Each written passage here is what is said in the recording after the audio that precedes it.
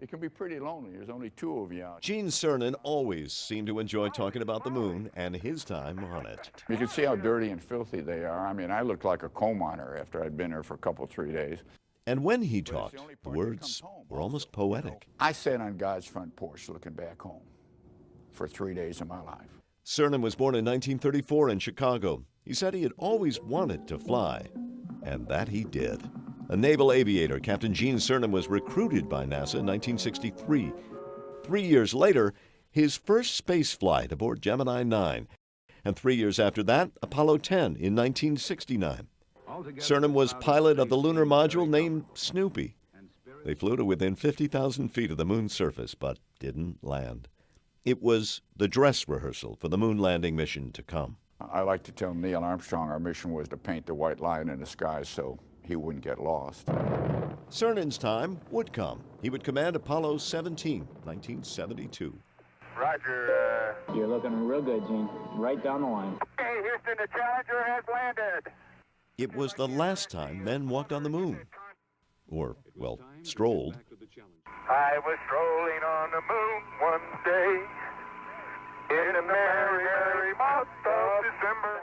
Cernan and Harrison Schmitt spent 3 days setting up experiments and exploring in the lunar rover at a place called Torres-Latreaux. But if I could go back to the moon, particularly to a spot that I'd been, to the valley of Torres-Latreaux, to where I scribbled my daughter's initials in the sands, to where I left the rover, to where we lived, to a place we called home, I would do that in a minute. Cernan spent 73 hours on the moon's surface, the last human to touch it, the last person to leave a footprint.